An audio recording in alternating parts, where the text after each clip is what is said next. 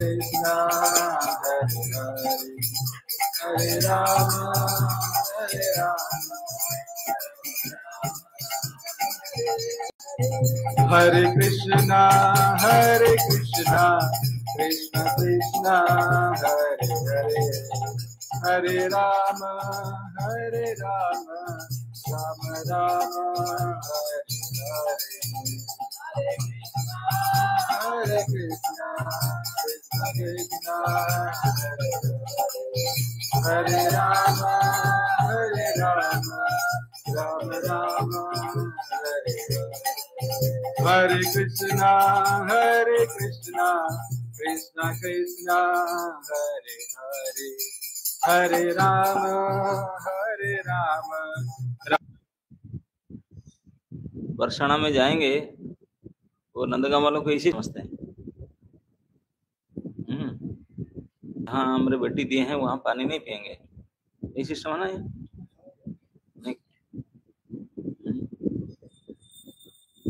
जैसे कृष्ण जमुना जी को स्वीकार किया ना, दिल्ली से आए थे इधर, यहीं से स्वीकार किए थे।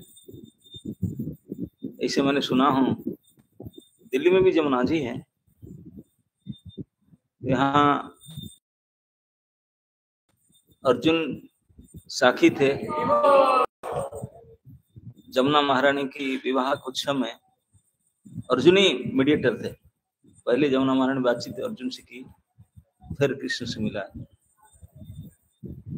तो अर्जुन के कहने पर कभी इंद्रप्रस्थ के राजा बने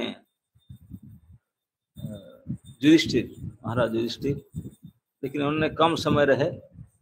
युधिष्ठिर के होते हुए परीक्षित युधिष्ठिर के समय में एक स्मृति मंदिर बनाया गया दिल्ली में जमुना जी के लिए। बहुत विशाल जमुना मंदिर, क्योंकि कृष्ण और जमुना जी के विवाह की स्मृति के लिए जमुना मंदिर बनाए। और रहा आजकल भी है, लेकिन आजकल उसको जमुना मंदिर करके हम लोग भूल गए, उनको जुम्मा मस्जिद करके बोलते हैं। जो आजकल के दिल्ली के सबसे प्रसिद्ध जुम्मा मस्जिद है, कोई बनाए नहीं उसको, तो युधिष्ठिर महाराज परीक्षित महाराज के समय का बना हुआ है। जमुना महारानी की मंदिर था, उसी कन्वर्ट करके मस्जिद कर दिया। तो इसमें बोला कि जमुना जी स्वाभाविक रूप से कृष्ण की प्राप्ति करने के लिए हजारों साल से तप की थी। हजारों साल से कितनी बार भगवान का अवतार हुआ, लेकिन उनका चांस नहीं मिलता था। अंततः द्वापर में फिर कृष्ण को प्राप्त की। बहुत हजार साल पहले से, कृष्ण प्रकट होने के कई हजार साल पहले से तप कर रही थी, क्योंकि देवी थी, भगवान सूर्य की बेटी है। तो आपने एज आधार कार्ड में जितना इतना बढ़ नहीं रहा था।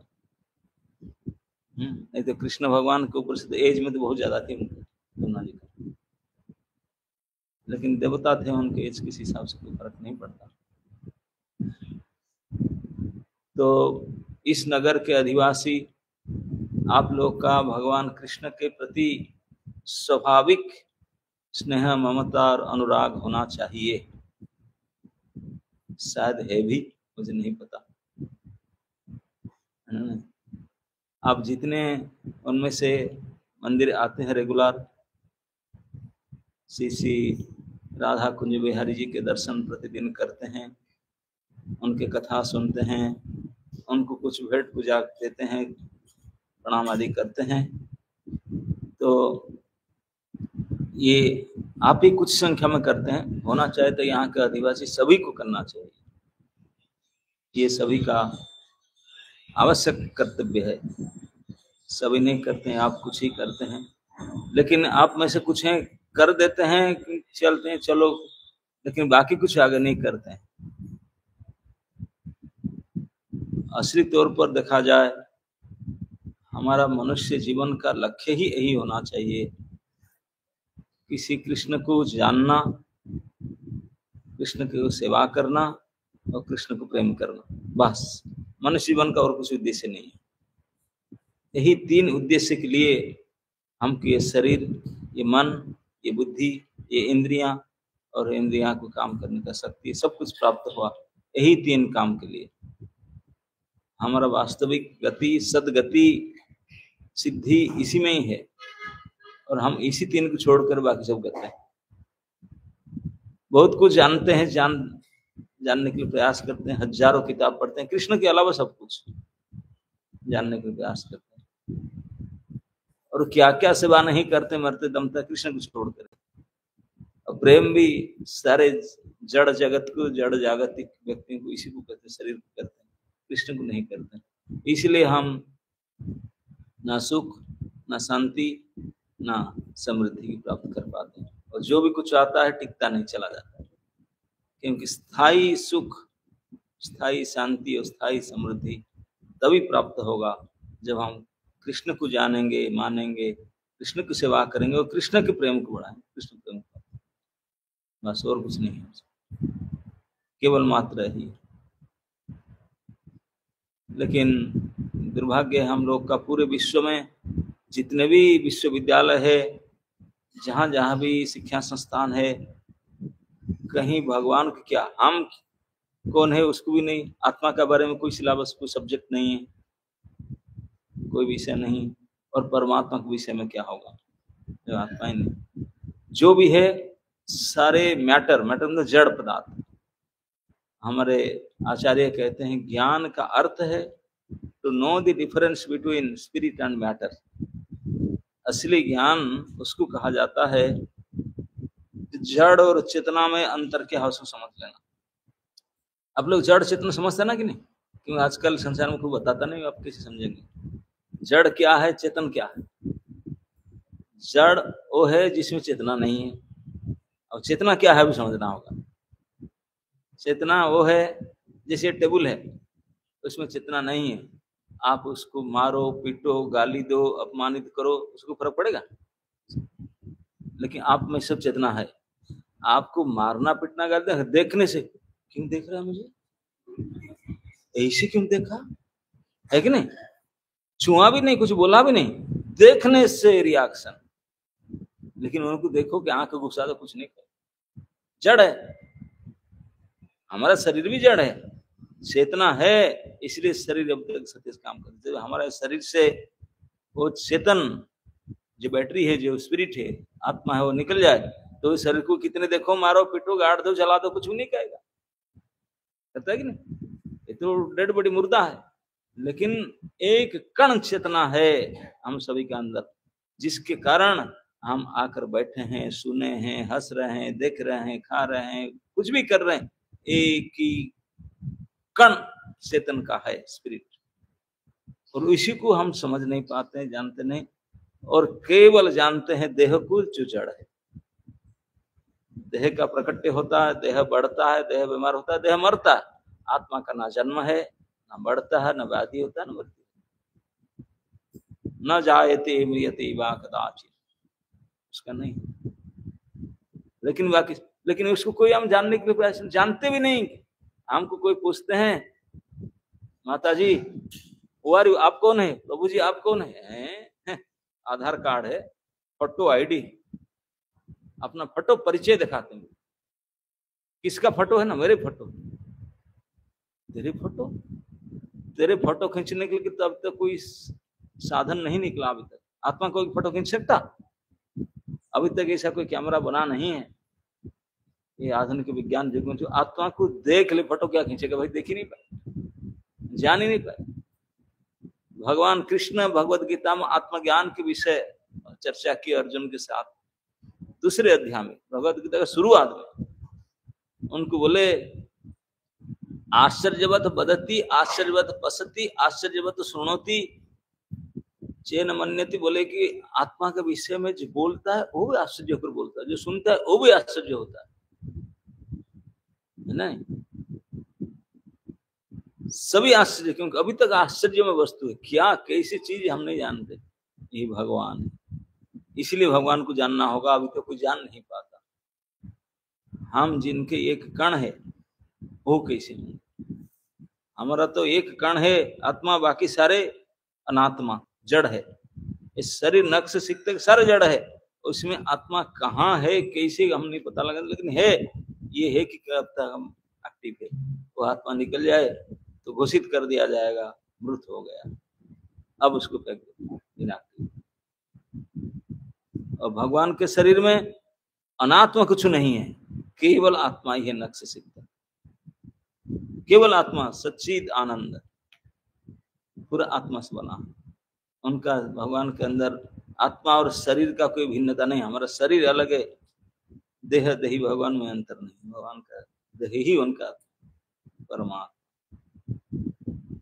तो लेकिन हम लोग कम आत्मा के बारे में ज्ञान नहीं रखते हैं, परमात्मा के बारे में किसे ज्ञान कर सकते, लेकिन स्वाभाविक होना चाहिए सेल्फ रियलाइजेशन, आत्मज्ञानी, आत्मा को जानना, आत्मा के ज्ञान को प्राप्त करना, यही मनुष्य जीवन का लक्ष्य। क्यों आत्मा ज्ञान प्राप्त करें? क्योंकि आत्मा परमात्मा का अंश है, और परमात्मा के सेवा करने से, परमात्मा का साथ होने से वो परम शांति सुख समृद्धि की प्राप्त करेगा, तभी आनंद को प्राप्त करेगा।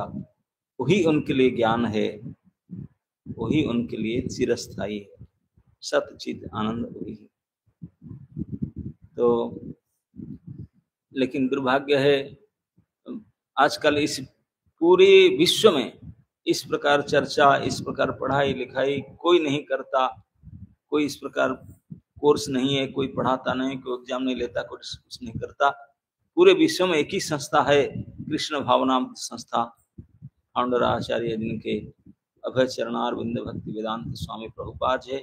उन्होंने अपने कथनी, अपने करनी, उनके लिखनी हर प्रकार से आत्मा के बारे में चर्चा कर रहे थे, और सारे संसार को आत्मज्ञान देने के लिए भरसक प्रयास किए। तो वे अपनी इच्छा से नहीं, भगवान के प्रामाणिक जो ग्रंथ है गीता भागवत के आधार पर ये शिक्षा देते, और वही शिक्षा मनुष्य का एकमात्र आवश्यक शिक्षा है।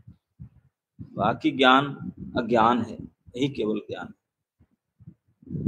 तो ये संस्था जो पूरे विश्व में एकमात्र सद्ज्ञान को प्रचार करते हैं, सद्ज्ञान को सिखाते हैं, अभ्यास करते हैं।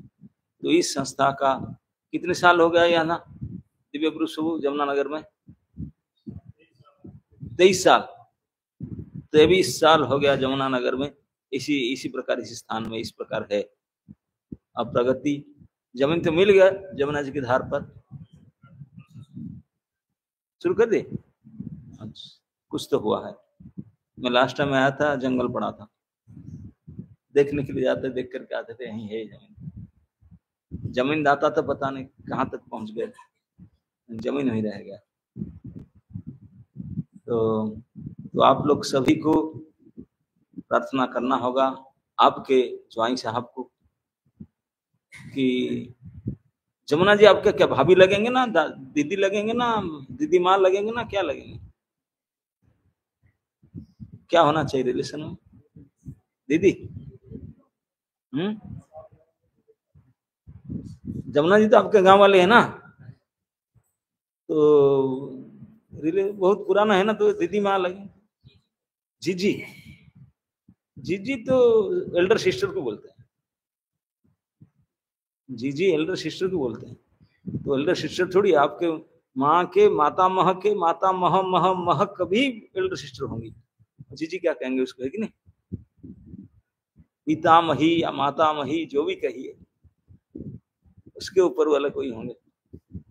5000 साल पहले से कितने पीढ़ी बीत गया, तो जीजी क्या कहेंगे? पुराना कोई हो तभी ना। तो अगर उनके थ्रू से हम प्रार्थना करें, तो भगवान इच्छा करें तो यहाँ जमुनानगर में जैसे अपने पत्नी के घर में कभी आते हैं, भाई साहब इस प्रकार पधारे, लेकिन वो आने के लिए पसंद नहीं करते, बुलाना पड़ता है। क्योंकि मैंने इसे सुना हो, कोई व्यक्ति को अगर सचमुच पनिशमेंट देना चाहते ना, कोई सचमुच उसको परेशान करना चाहते, दंड देना चाहते, तो बोलो कि 1 साल तक आपके पत्नी के यहाँ रहे। पत्नी के यहाँ क्या बोले? पत्नी और क्या बोले? ससुराल, माई के यहाँ मायका तो लेडीज को बोलते हैं। ससुराल में 1 साल बिता करके आओ, तो इससे बढ़कर पनिशमेंट सजा कुछ हो नहीं होगा। क्यों पनिशमेंट? ससुराल तो पहले जो वेलकम करेंगे बड़ी जबरदस्त, पहले दिन का जो भोजन पानी होगा, और हाँ, दूसरे दिन तीसरे दिन में घटना शुरू होगा। 1 हफ्ता के बाद जो ट्रीटमेंट बदल जाएगा, सहन के लायक नहीं रहेगा। और 1 महीना 6 महीना के बाद, अरे बाप, तो इसलिए बोला तो 1 साल काट करके आओ तो पता चले। नहीं, हम लोग तो कर ही नहीं पाएंगे मनुष्य में। केवल ठाकुर जी है, वही ससुराल में रह करके चला लो, बाकी मनुष्य सहन नहीं कर पाएंगे। तो आप लोग इनवाइट करेंगे तो कृष्ण आएंगे, है ना? तो जमुना जी के नहर के पास और ये स्थान प्राप्त हुआ है कृष्ण भगवान के लिए। वहाँ सुंदर कुंज में कुंज विहारी विहरण करेंगे। तो आप लोग को अगर इतने हिसाब से उनको प्रार्थना करेंगे तो शायद भगवान खुश होकर आ जाएंगे, है ना? करने वाले आगे श्री करता है, बाकी डुअर तो ही है, श्री डुअर दी डुअर करता है। भगवान कर्ता को गाली देते हैं, बोलते कर्ता अहम इति मन्यते स विमूढ़ आत्मा। महामूर्ख है जो अपने को कर्ता मानता है।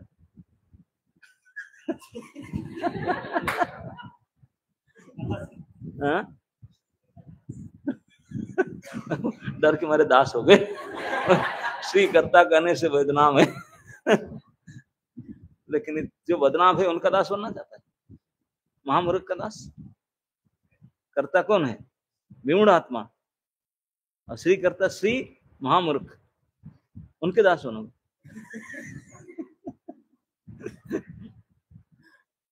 अच्छा, ये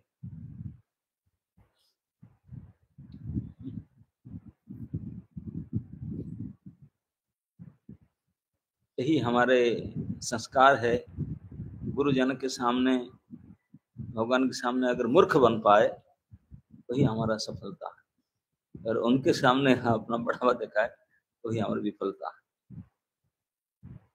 यही होना चाहिए।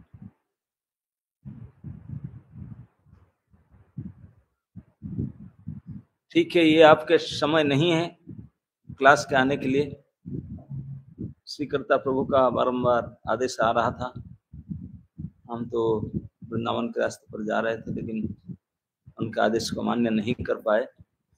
तो हमारे साथ जो थे, मैं बोला भाई आप कई बार इधर उधर वृंदावन में जमुना नहाते हैं, इधर जाते हैं, जमुना नहाने का मजा तो मुझे नहीं मिला। अब तो वृंदावन में कोई जमुना नहाने के लिए जाता ही नहीं, पानी की ये हालत हो चुका है। एक बार जमुना नगर में, जमुना जी में नहीं, जमुना नगर में जमुना को छोड़ करके जमुना के नहर में स्नान करके देखो, फिर पता चलेगा कि जमुना पानी है कैसा, जमुना स्नान है कैसा, है ना? ये टेस्ट देने के लिए हम जमुना नगर में लेकर आए, जमुना नहर में स्नान करवाएंगे, और आप लोग का दर्शन और संग थोड़ा कुछ सेकंड के लिए प्राप्त हो जाए। तो इसलिए अभी अब ज्यादा समय आप लोग का नहीं लेंगे। जैसे दिव्य पुरुष को आग्रह किए कि कभी फिर अगर उड़ने चाहें तो फिर कभी इस दास को यहाँ बुलाएंगे तो आपके संग लेने के लिए। तो अभी समय हो रहा है, अगर आप लोग का कुछ प्रश्न है, कुछ पूछना चाहते हैं तो 5 मिनट कि 10 मिनट कर सकते हैं, नहीं तो हम जमुना घाट के लिए निकलेंगे। हमें मिल रहा है, कहाँ पे? यही मिल रहा है। कहाँ मिल रहा है? यहाँ भी मिल सकते हैं, और एक करके मिलना चाहिए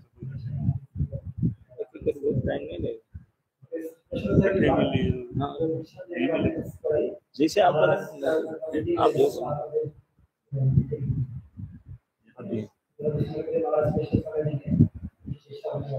अभी आप 5 मिनट हमारे को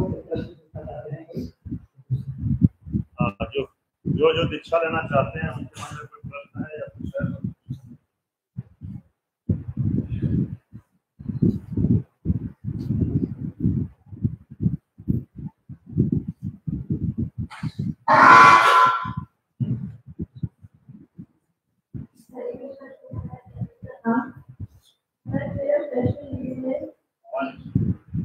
अब ऐसे बोलो जो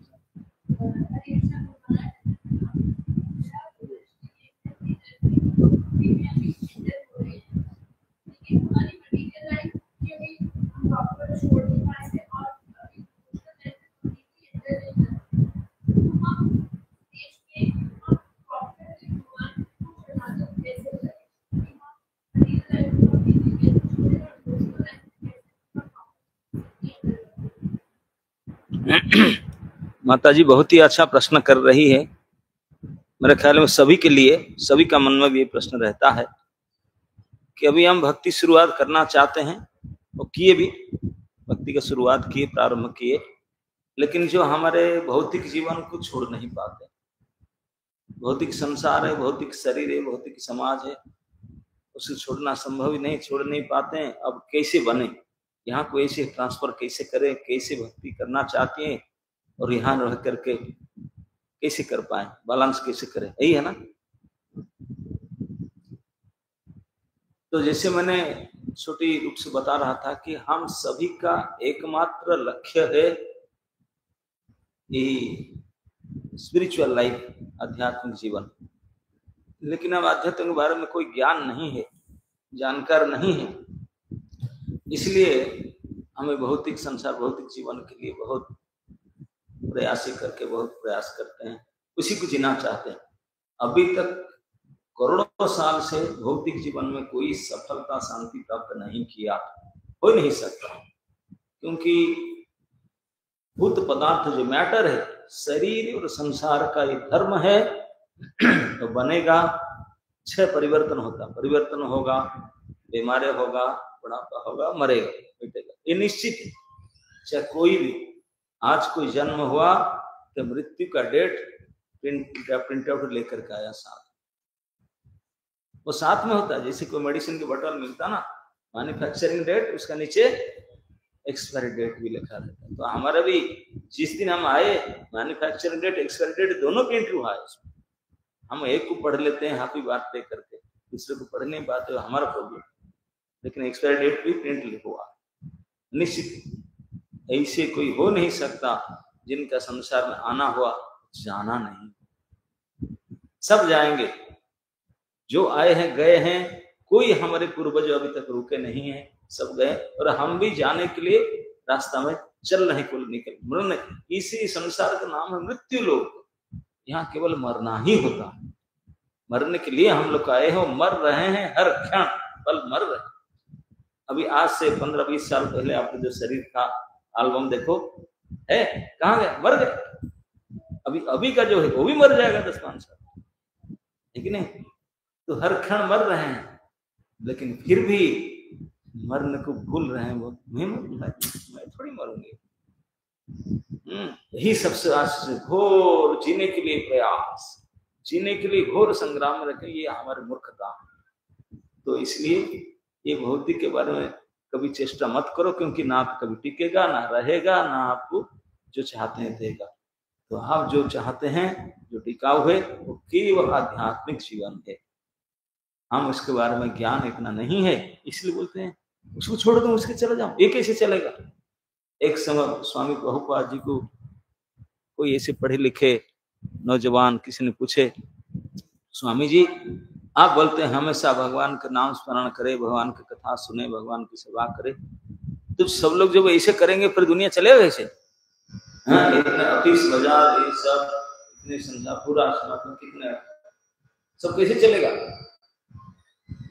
प्रभुपाद जी उनको उत्तर दिए, आप जैसे मूर्ख जब तक हैं वो चलेगा, कोई गड़बड़ नहीं। बोला स्वामी जी ऐसे क्या?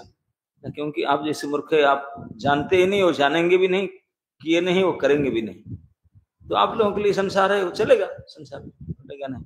लेकिन जो सभी लोग अगर हर समय से भगवान की सेवा, स्मरण और मनन चिंतन करेंगे, तो इस संसार में तो चले जाएंगे भगवान के पास, फिर उनके लिए क्या करना, दुनिया चलने की आवश्यकता क्या, नहीं तो भगवान चले जाएंगे, ऐसा समझ में। तो इसलिए हमारा एकमात्र लक्ष्य होना चाहिए उसी को ही पूरा पूरा प्राप्त करना।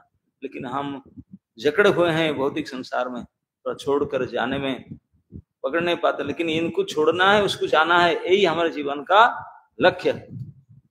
जैसे कोई बच्चा पास करता है, क्लास 5 से क्लास 6 में जाता है, तो क्लास 5 को छोड़ करके क्लास 6 में जाना ही उनकी सफलता है ना, नहीं तो फेल हो जाए, विफलता है। किसी प्रकार भौतिक जीवन में, संसार में कितने फल फूल कर बढ़ कर रह गए, विफलता है, इनको छोड़ना है, छुड़ा दिया जाएगा, वहां को छोड़कर वहां जाना ही सफलता। तो इस प्रकार अगर अंडरस्टैंडिंग है तो इसको ओके। मेरे ख्याल में आपका समय हो रहा है। अब आप लोग को जो जो विद्यार्थी हैं जो मिलना चाहते हैं, कौन सा मीटिंग रूम, तो आप लोग जानते हैं, आप पहुंचिए, मैं भी यहाँ पहुंच रहा हूँ। ओके, बहुत बहुत धन्यवाद आप सभी लोगों के, आप इस समय